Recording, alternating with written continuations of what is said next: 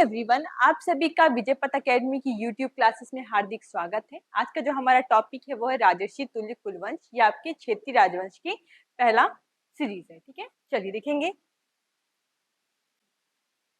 सबसे पहले हम देखते हैं आपका राजर्षि तुल्य कुलवंश से संबंधित कुछ सामान्य जानकारी। ठीक है, आपका जो राजर्षि तुल्य कुलवंश है वो छत्तीसगढ़ का प्रथम क्षेत्रीय राजवंश है। क्या है?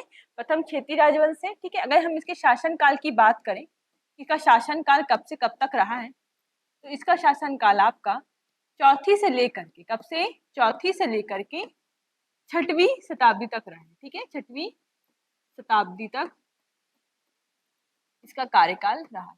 ठीक है, चौथी से छठवीं शताब्दी। ठीक, अगर हम राजर्षि तुल्य कुल की बात करें तो इसकी जानकारी हमको किससे प्राप्त होती है? इसकी जानकारी हमको प्राप्त होती है भीमसेन द्वितीय के, किसके? भीमसेन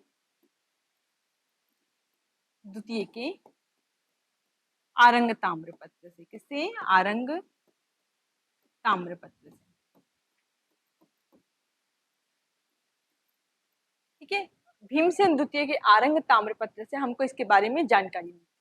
अगर हम बात करें इनके संस्थापक की, तो इस वंश के संस्थापक कौन थे? तो इस वंश के संस्थापक हैं आपके सूरा, या आपका इन्हीं का नाम है आपका शूरा। ठीक है, चाहे इनको कहीं कहीं पे ये लिखना मिलता है सूरा, कहीं पे आपको शूरा दिखने को मिलेगा। ठीक है, तो इतना मेन पहले जानिए कि इनका शासनकाल चौथी से छठवीं शताब्दी के मध्य है। इनकी जानकारी भीमसेन द्वितीय के आरंग ताम्रपत्र से मिलती है। किससे मिलती है? भीमसेन द्वितीय के आरंग ताम्रपत्र। क्लियर है यहाँ तक? और संस्थापक कौन है इसके? सूरा या सूर है। ठीक है, अब ये जो वंश है ये किस चीज की उपाधि देता है? राजयोगी की उपाधि। क्या उपाधि लेते हैं ये लोग? ये उपाधि लेते हैं, यहाँ लिख रहे हैं। ठीक है, उपाधि किसकी लेते हैं? राजयोगी की उपाधि लेते हैं। ठीक है, क्या? राजयोगी। और इनकी मुद्राओं पर सिंह अंकित होता है। क्या होता है? इनकी मुद्राओं पर सिंह अंकित मिलता है। ठीक है, मुद्राओं पे क्या अंकित है? इनके सिंह अंकित है। ठीक है, क्या अंकित है? सिंह।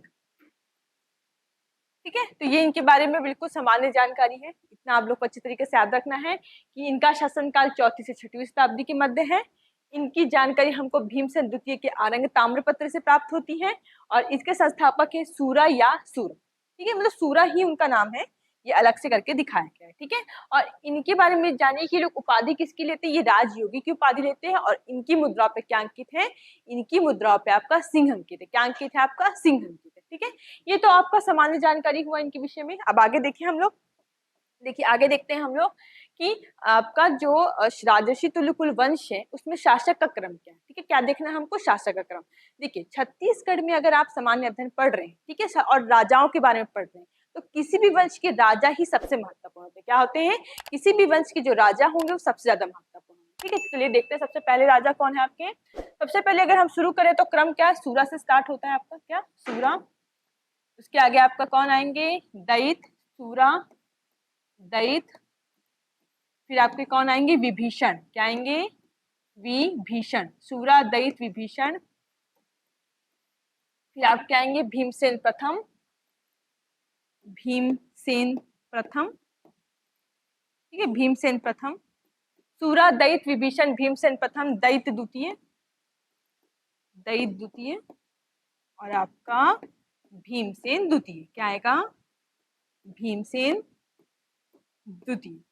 तो इस प्रकार आप देख सकते हैं ये आपके राजाओं का क्रम है। इसमें आपके सिर्फ आपका जो राजर्षि तुल्य कुल वंश है उस वंश में राजा का क्रम क्या है? सबसे पहले सूरा, फिर दैत, फिर विभीषण। ठीक है, फिर उसके बाद भीमसेन प्रथम, दैत द्वितीय, भीमसेन द्वितीय। अगर आप थोड़ा ध्यान देंगे तो यहाँ पे राजाओं का क्रम रिपीट भी हुआ है। ठीक है, फर्स्ट सेकंड करके देखिए, दैत का सेकंड आया है, दैत द्वितीय है। ठीक है, विभीषण का, विभीषण आपके, विभीषण के बाद आपका जो भीमसेन है, भीमसेन फर्स्ट और भीमसेन सेकंड। ठीक है, तो इस तरह से थोड़ा सा इजी पड़ेगा। यहाँ पे राजाओं का नाम वही सेम रखा है और फर्स्ट और सेकंड कर दिया, बस इतना ही अंतर किया है। ठीक है, तो इसको अच्छी तरीके से याद रखिएगा। एग्जाम में क्वेश्चन कैसे आते हैं? क्रम में सजाने के लिए आएगा कि ये राजा है, पहले कौन है, 1 2 3 करके आपको बनाना पड़ेगा। ठीक है, एमसीक्यू सेशन जो है हमारा उसमें मैं इसको इस तरह के क्वेश्चन भी ऐड है। ठीक है, उसको भी प्रैक्टिस करेंगे साथ में। तो क्रम क्या है? सूरा, दैत, विभीषण, भीमसेन प्रथम, दैत द्वितीय, भीमसेन द्वितीय। ठीक है, अब हम आगे चलते हैं और अब हम देखेंगे आपका इसके बारे में, अब देखेंगे हम आरंग ताम्रपत्र के बारे में। ठीक है, चलिए समझेंगे आरंग ताम्रपत्र में क्या दिया गया है। ठीक, आरंग ताम्रपत्र, ठीक है, राजर्षि तुल्य कुल के वंश के बारे में जानने का एकमात्र कहा जाए तो जो स्तोत्र है वो क्या है आपका, आरंग ताम्रपत्र। ठीक है, अब देखते हैं क्या है। आरंग ताम्रपत्र जो है वो आपका स्वर्ण नदी के तट, सोन नदी है उसके तट से वो जारी किया गया। ठीक है, मतलब उसके तट से ये क्या हो प्राप्त हुआ है। ठीक है, इसमें क्या है, इसमें उल्लेख किया गया है भीमसेन द्वितीय द्वारा हरि स्वामी और बप्प स्वामी नामक दो ब्राह्मण है, ठीक है ना, उनको उन्होंने क्या दिया था, भूमि दान किया था। इस चीज का उल्लेख उसका किसमें किया गया है, आरंग ताम्रपत्र में। उस पूरी चीज का विस्तार से उल्लेख किया गया। मुख्यतः आप देखेंगे जितने भी शिलालेख होते हैं या ताम्रपत्र होते हैं, अभिलेख होते हैं, उसमें क्या उल्लेख होता है, उसमें उनके जो द्वारा किए गए कार्य, जैसे कि अगर वो किसी चीज को दान दे रहे हैं तो उसका उल्लेख मिलेगा। ठीक है, सभी चीजों का क्या मिलता है, उल्लेख मिलता है। तो आरंग ताम्रपत्र में मुख्यतः क्या चीज का उल्लेख है, दो ब्राह्मणों को भूमि दान देने का उल्लेख किया गया। ठीक है, तो लिखेंगे इसको। आरंग ताम्रपत्र कहाँ से जारी किया गया, आरंग ताम्रपत्र आपका सोन नदी से जारी किया गया, सोन नदी के तट से ये जारी किया गया। ठीक है, इसको अच्छे से याद रखेंगे। पहला चीज कहाँ से जारी किया गया है, तो सोन नदी के तट से जारी किया गया है। अगर दूसरी बात करें आप, ठीक है, पहला क्या है कि सोन नदी के तट से जारी किया गया। ठीक, दूसरा याद रखेंगे कि ये क्या है आपका, आरंग ताम्रपत्र में उल्लेख क्या चीज का मिलता है, मिलता है कि जो भीमसेन द्वितीय है, कौन है, भीमसेन द्वितीय द्वारा हरि स्वामी को और बप्प स्वामी को, किसको, हरि स्वामी और आपका बप्प स्वामी,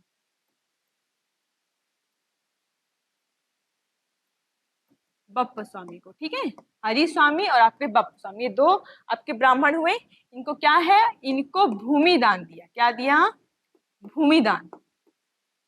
इस चीज का क्या मिलता है, भूमि दान उल्लेख मिलता है। ठीक है, भूमि दान का उल्लेख मिलता है। इस चीज को अच्छी तरीके से याद रखेंगे आप लोग। ठीक है ना, कोई डाउट मत रखिए। अगर किसी भी प्रकार का डाउट होता है तो आप लोग कमेंट सेक्शन में तुरंत कमेंट करिए, बताइए कि मैम हाँ इस प्रकार का डाउट है, ये कैसे हुआ, उसको फिर से एक्सप्लेन करूंगी मैं। ठीक है, लेकिन चीजों को समझते चलेंगे कि आरंग ताम्रपत्र की बात की जा रही है और आरंग ताम्रपत्र में उल्लेख किसका है, भीमसेन द्वितीय द्वारा हरि स्वामी और बप्प स्वामी को डोंडा स्थित भट्टपल्ली नामक ग्राम दान में दिए जाने का उल्लेख किया गया। ठीक है, और साथ ही साथ इसमें और क्या चीज का उल्लेख है, इसमें आपका उल्लेख मिलता है कि आपके जो पांच, मैंने बताया ना पांच राजा, ठीक है, पांच राजा जो देखो, भीमसेन द्वितीय के पूर्व की जो पांच पीढ़ियां हैं, ठीक है, सूरा, दैत, विभीषण, भीमसेन प्रथम, दैत द्वितीय, भीमसेन द्वितीय, जो अन्य शासक हैं उनके बारे में विस्तार से उल्लेख मिलता है। क्या मिलता है, विस्तार से उल्लेख मिलता है। ठीक है, जो पांच राजा हैं कौन कौन से आपके, उनका पांच मतलब कहा जाए तो आप ये कह सकते हैं कि भीमसेन, भीमसेन द्वितीय के, द्वितीय के पश्चात के पूर्व के पांच राजाओं का, के पांच के पूर्व के पूर्व पांच राजाओं का उल्लेख, का उल्लेख। इसमें आपको ना किसी भी प्रकार के मंत्री का या फिर किसी भी रानी का या किसी भी प्रकार के चित्र वगैरह का कोई भी उल्लेख यहाँ नहीं मिलेगा। ठीक है, इसको कहाँ प्रकाशित किया गया, एपियाग्राफिका इंडिका में इसको प्रकाशित किया गया। ठीक है, उसके भाग 9 में इसको प्रकाशित किया गया कि हाँ एक आरंग ताम्रपत्र मिला है। ठीक है, जिसमें ऐसा ऐसा उल्लेख है। देखिए उस वंश के बारे में, किसी भी वंश के बारे में जानकारी का जो मुख्य स्त्रोत्र होता है, जब वहां उत्खनन किया जाता है तो वहां से जो भी आपको शिलालेख मिल जाए या कुछ लिखा हुआ मिल जाए, मोस्टली क्या मिलेगा, कुछ शिलालेख या ताम्रपत्र इसी प्रकार की चीजें मिलेंगी। क्योंकि लिखा हुआ चीजें तो क्या होती है, अधिकतर खराब हो जाती है। अगर वो पांडुलिपि है तो उसको कीड़े खा जाएंगे, या फिर कागज है तो उसकी जो लिपि वो थोड़ा सा धूमिल हो जाएगी, मिट जाएगी। लेकिन जो शिलालेख है वो सब क्या रहेंगे, वो बराबर बने रहते हैं, वो ठीक रहते हैं। तो मुख्यतः किससे जानकारी मिलती है, आरंग मतलब ताम्रपत्रों, शिलालेखों, अभिलेखों से जानकारी आपको मिलती है। ठीक है, तो याद रहेगा कि राजर्षि तुल्य कुलवंश के बारे में जानकारी किससे हमको मिली, हमको जानकारी मिली आपका आरंग ताम्रपत्र से। ठीक है ना, आरंग ताम्रपत्र से इसके बारे में आपका जानकारी प्राप्त हुई। क्लियर है यहाँ तक, किसी भी प्रकार का डाउट मत रखिए। ठीक है, इतना है। सबसे पहले हम लोगों ने क्या पढ़ा, ध्यान से सुनिए। सबसे पहले हमने पढ़ा सामान्य जानकारी राजर्षि तुल्य कुलवंश के बारे में कि इनका शासनकाल चौथी से लेकर के छठी शताब्दी के मध्य था। ठीक है, इन्होंने क्या उपाधि धारण करी है, इन्होंने राजर्षि तुल्य कुलवंश की जो थी, इन्होंने उपाधि धारण करी है राजयोगी की उपाधि। क्या उपाधि, राजयोगी की उपाधि धारण की है। इनके सिक्कों पर किसका अंकन है? इनके सिक्कों पर सिंह का अंकन है। किसका अंकन है आपका? सिंह का अंकन इनके सिक्कों पर देखने को मिलता है। ठीक है, और इनके सबसे पहले संस्थापक कहा जाए तो कौन है आपके? सूरा या सूरा, ये क्या है? संस्थापक। ठीक है, और अगर राजाओं के क्रम की बात करें तो सूरा, दैत, विभीषण, भीमसेन प्रथम, दैत द्वितीय, भीमसेन द्वितीय, ये इनकी राजाओं का पूरा क्रम है।